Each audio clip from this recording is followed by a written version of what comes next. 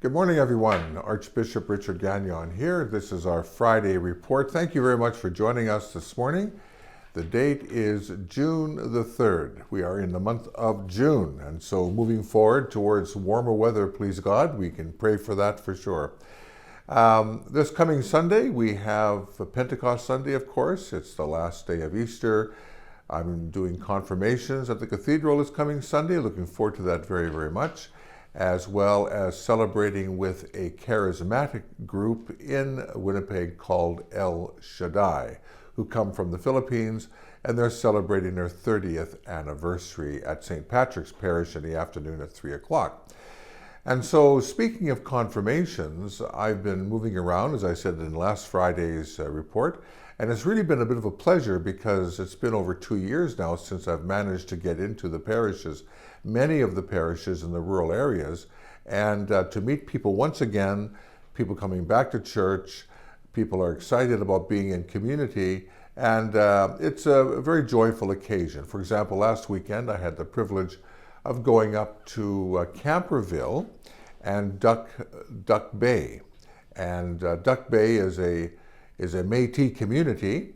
There's about 100 families there. By the way, going up to Duck Bay and even up to Camperville, one did notice the effects of our winter on the roads for sure. Some of the flooding and a lot of deterioration on the roads, and more repair work will have to be done. But the community of Duck Bay has about 100 families, and amazingly enough, for the confirmation celebration, there were 25 confirmands, and I thought that was excellent for a small community. They all came out, they were well prepared. It was a big community event there. And I also had the privilege in pouring rain to walk around the cemetery and to bless the graves, which is a yearly tradition they have in that community. But that's all part of the life of the community. And then, amazingly enough, coming back towards Winnipeg, I stopped in a small town called Laurier, which used to be a fairly vibrant French community. There are 2 French schools still in that community. For confirmations also. In this case, there were 3 young people. And as I mentioned to you before in last Friday's report, whether it's a small number of people or a large number of people, the confirmation ceremony is equally important for the community. It's an occasion of faith, it's a joyful celebration, and very important. And I speak to a small group the same way as I speak to a larger group. This coming weekend in Nipawin, we have the Provincial Convention of the Catholic Women's League, starting on Friday, Mass at 5 o'clock at St. Dominic Church in Nipawin, and they continue through the weekend. So very pleased with that opportunity to be with the Catholic Women's League once again. They play such an important part in the diocese, in the different parishes, on many different levels, and a real important part of the Archdiocesan community. The last thing I would say this morning in terms of any kind of an announcement would be, I don't know if you're aware that Manitoba has, on a yearly basis, except for the last 2 years because of the pandemic, a passion play. There's a small town southwest of Winnipeg. It's actually in the Archdiocese of St. Boniface, called La Rivière. And La Rivière has a very, I would say, professionally done passion play, the Passion of our Lord Jesus Christ, that lasts all day long. People go there with their families, they put a picnic blanket out, they take a lunch, and so on and so forth. And I had the privilege 1 year of going out there and saying Mass just prior to the Passion play. And I was very, very impressed. And I would commend that to you, to something to think about as a summer activity for your families. There are two sequences here, July 1st, 2nd, and 3rd, and July 8, 9, and 10. And these are two different series of dates for the Passion Play. And there are tickets. You buy tickets because it has to be supported by some way of financial fundraising. And so there are tickets available for this Passion Play in various places. In Winnipeg, Step and Shoes Church Goods, Ave Maria Gift Shop, Garden City Shopping Center, and Hull's Family Bookstore. We'll put on the website for the Archdiocese of Winnipeg a bit of information about the Passion Play, Oak Valley Outdoor Theater, they call it. It's actually a cooperation between the Catholics who put on the Passion Play and the Mennonites, who also assist as well. So it's really a community effort, but it is very well produced. So just thought I would just share that with you in case you haven't had the experience of attending the Passion Play in Manitoba. So this past week, only one question came my way, and I'll read it to you. I think it's an important question. It goes like this. It says, is there a program you might recommend to Catholics looking to enhance their relationships with Indigenous brothers and sisters? I've been researching returning to spirit, but wanted to know if you had specific recommendations. A good question, I think very, very timely, because one of the important things about reconciliation, or I would say right and good relationships with people, specifically Indigenous people and non-Indigenous people in our country, in our province specifically, is the area of education and knowledge. I think that's very important because there really is a need for greater education. So we're working on that, and we want to engage our communications office more in that as well, to convey to the people of the Archdiocese various ways by which one can gain further information. One thing for sure, on the website, we have a section under reconciliation where you'll see a number of different documents there that have been put on the website related to the delegation to Rome and those kinds of events. I think they're very educational, and you should have a look at them as well. You mentioned the person who asked the question about the Returning to Spirit program. This has been in Canada for a long time. It really is not widely known. It doesn't have a high profile. It advances forward by word of mouth. It is one of the very few programs that I'm aware of that actually promotes and does reconciliation, because when you enter the process with Returning to Spirit, their program, with encounters with Indigenous people, you actually enter into a reconciliation relationship with people. It's not just talking about reconciliation, it's actually experiencing it. So I certainly would encourage you to continue your exploration of the website for RTS, and there are workshops that are held in different places in Western Canada, also in Eastern Canada, that you might be able to latch on to if you have an agreeable date that fits in with your schedule. So Return to Spirit is an excellent idea, and I would certainly recommend that. We have in the Archdiocese something called Indigenous Voices. These are a series of talks and sharing sessions that are held in parishes. Now, there's one that just finished at St. Charles Parish, and I'm waiting to hear about the next parish where it will be held. We have two animators for that, Patty Fitzmaurice from our Office of Social Justice and Brother Thomas Novak. They work together as a team in putting on this program, Indigenous Voices. There's another program that we've had in the schools, our Catholic schools, called Seasons of Reconciliation, and most of our teachers have taken it. Many of our leaders in the schools have taken it as well, and that is available through the school system. I have a meeting in about a week's time to discuss how to make that program available throughout the Archdiocese. It can be done online. It's a couple of hours. It's produced by the Indigenous University, which is in Regina, and I think it's a good, objective, balanced view of the residential school question and the effects that the Indigenous people have experienced, the negative effects they've experienced, the challenges they've experienced with regards to contact with European culture, with regards to colonialism and those kinds of very topical issues today.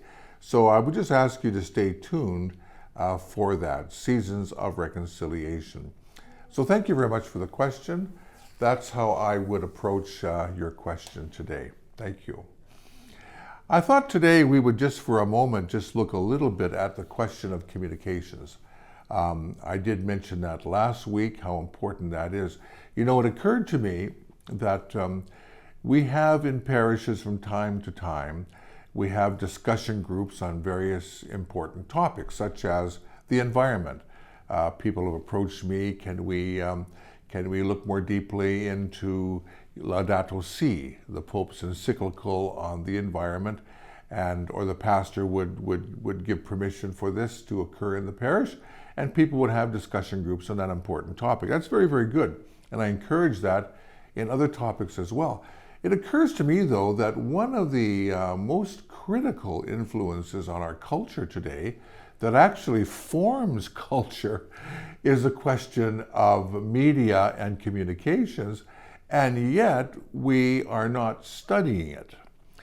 Very few people study media, not the techniques of media, that's something different, but really the philosophy of media and what it is and how to approach it today. And I think that would be an excellent topic of discussion. I mentioned last week that there's many documents in the church. St. John Paul II was very well known for his work on culture and on art and on media. And he produced a number of important documents, as have other popes as well. One of which was the document I mentioned last week, called Rapid Development, 2005. It's a very short document, but very rich, and I think it's a good document to study. It's designed for those responsible for communications. Just a couple of things here. He mentions in that document at the beginning a couple of thoughts that might point you towards considering reading Rapid Development. The church is called upon not only to use communications to spread the gospel, but to integrate the message of salvation into the new culture that is created and amplified by the media, right? And so obviously our culture has been greatly influenced by the media. We have a media culture today, actually. And not only to spread the gospel, the church uses the media for, but also to go into that culture created by the media. Something to think about. And that was stated in 2005. John Paul says that the media, mass media, communications is really an important part of the church's mission in the third millennium, the times in which we're living now. Pope Francis has said, for example, that today there is such a phenomenon called ideological colonialism. You go into almost every home and there's a big flat screen television there, and in some homes it's going for hours and hours and hours. What is going into the house? What is going into the family through this massive communication means run by private companies that has particular points of view and particular biases and so on and so forth. And so our ideas begin to be formed by that which we watch for hours and hours at a time. The Pope says that the modern media forms a modern Areopagus. Areopagus was the marketplace in Athens where Paul spoke to the people. It was a place in which there were all kinds of different people meeting and doing business and discussing. And that's where Paul first preached the gospel of Jesus Christ. The modern media, John Paul II says, is the modern Areopagus in the third millennium. And he explores that in a very interesting way. The global village. We are all influenced around the world by this massive communications industry, which often has very similar phraseology and ideas throughout the world. The media as the principal means of guidance and inspiration in people's personal life, family life, and social behavior. I can repeat that. The media can be a primary influence on people's personal ideas, on their family life, and on their social behavior. I remember some years ago, if I may say, and this may be a little humorous, but I think it may illustrate it very simply, I was listening to a program, and it was talking about the benefits of sardines, that sardines are good for your health. Oh, it was quite convincing. I just happened to go shopping the very next morning in the Safeway, a large Safeway, full of people, and I was standing in line at the cashier, and I noticed that everybody had sardines. Now, that tells you something, doesn't it? It's a little humorous, but we react immediately to the media because it forms ideas and so on. And so to study that is something worthwhile doing for a Christian person to understand that.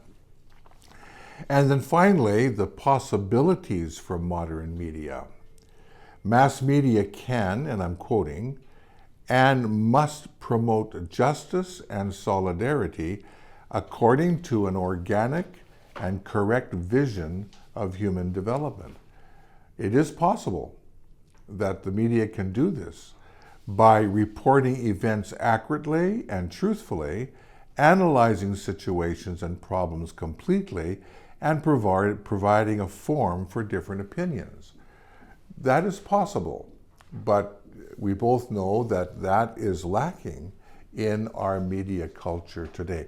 And I would just use one example of that, I think, and it's very obvious, a fundamental example that demonstrates that very clearly, and that'd be the issue of abortion and how it is portrayed through our means of communication as a question of women's rights, as a question of sovereignty over our own bodies. That's one part of it. But a full demonstration of the subject would have to include the child, which you never hear about.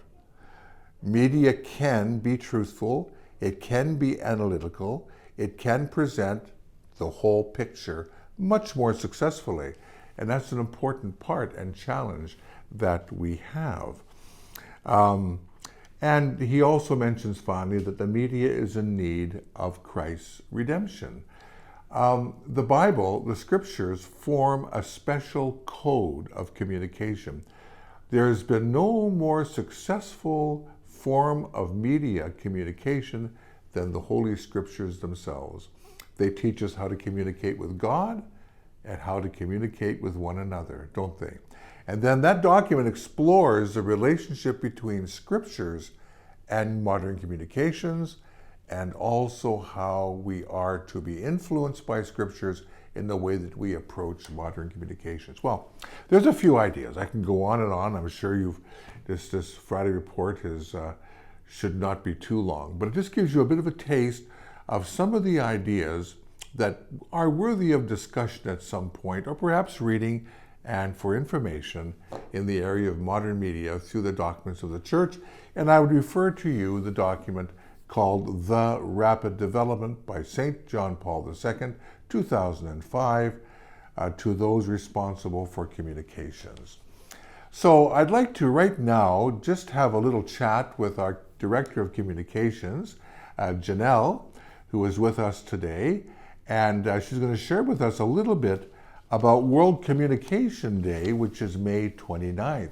Well, welcome, Janelle. Thank you very much for joining us today on this Friday Report. I think it's the first time you've been on it, and yes. But you've been actually behind the scenes recording it and everything. I thank you for those good efforts. But as you just heard, I was speaking about communications and the document of St. John Paul II. It's a good document to maybe look at. It's not long. It's very profound, though. And but I think it might be worthwhile just talking about World Communication Day, May 29th, I believe. And maybe you can share with us, what is World Communication Day? Well, thank you for including me, and it's weird to be on the other side of the camera, so thank you for including me today.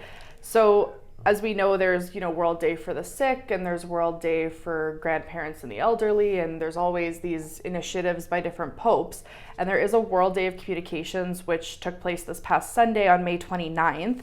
And I just thought it might be interesting to talk about the role that communications plays in the church and how much they really highlight it through popes, through their various letters, and how broad the topic is and how it relates to all of us, as we are all communicators in different ways. So I have a very specific job in communications, and as did my predecessor Christian, and that's our job. But then, you as a bishop, you have a job in communications. Me as a parent and a spouse, I have a job to communicate with my husband and my son, and it's very, and this day encompasses all of that.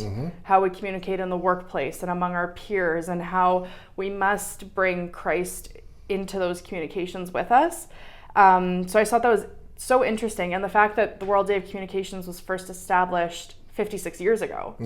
And at the time, the first letter that Pope Paul VI wrote was about how they noticed communications was changing, and there was this massive shift, and it was motion pictures, and that was new and fresh, and it was making an impact on how we communicated, and then as well as the press and radio and television were really emerging. And so now we look, and the emphasis is on social media, but it started so long ago. It's been building for so many years, and our popes over the years have kept a pulse on it, and I think that's so interesting. So so this year, Pope Francis, as every year, released a message on Sunday for the World Day of Communications, and it was about listening and how we are a listening church and how we must listen in all areas of our life if we're going to be good communicators. We can't just talk all the time, and we have to be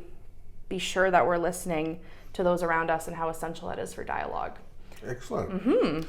Well, that's great, and there's a lot to what you said, actually. And as you were speaking, I was just thinking too.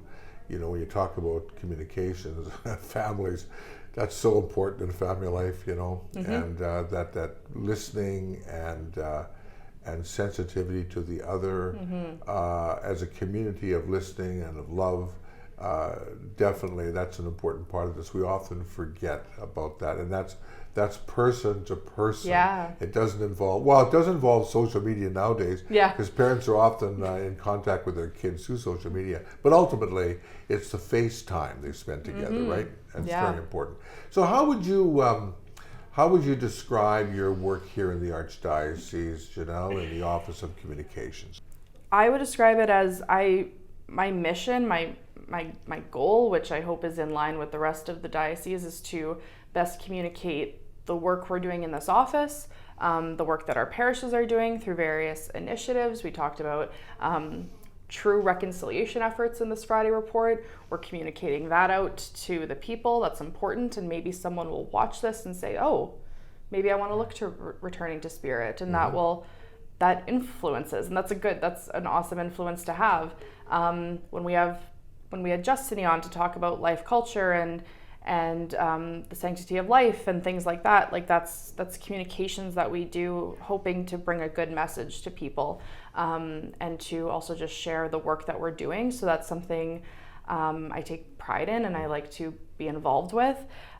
Things like On the Way magazine, we get to tell great stories about people in our community, and I want to keep expanding that to maybe a different have different people come to write and invite different people into that. And I'm just always happy to, the best that I can, listen to someone's thoughts on how we can communicate and what folks want to hear and what we can do to keep everyone really connected in a meaningful way. Yeah, that's great. And with all the talk about synodality, part of synodality is also communication. Like, people have to know what's happening, have to know what's going on. It increases participation and ownership, in your community. So your office does have a lot to do with that as well. That's important, synodality, that aspect of it. and also the advancement of the gospel, you know, the communicating the good news of Jesus Christ in various means. So now I've been a bishop for 18 years or so, and it's only until recently that we have, like many dioceses, we have moved into more of a consideration of the role of communications in the diocese. Is becoming more and more important. And I think that's partially related to the culture in which we live, you know. Yeah. So I thank you for just showing up today for this Friday report and sharing with us a little bit about World Communications Day and also about your work, Janelle, much appreciated, and also the work you're doing in the Archdiocese. Thank you, Your Thank you Grace. for joining us today. My pleasure. Thank you for having me. God bless you. Well, thank you very much, Janelle, for the sharing you made this morning and sharing on the topic of the World Communications Day and also your role in the Archdiocese in the Office of Communications. So thank you very much for being with us today on our Friday report. Thank you to all of you for joining us today. And may the Lord be with you and keep you well. The Father, the Son, and the Holy Spirit. Amen.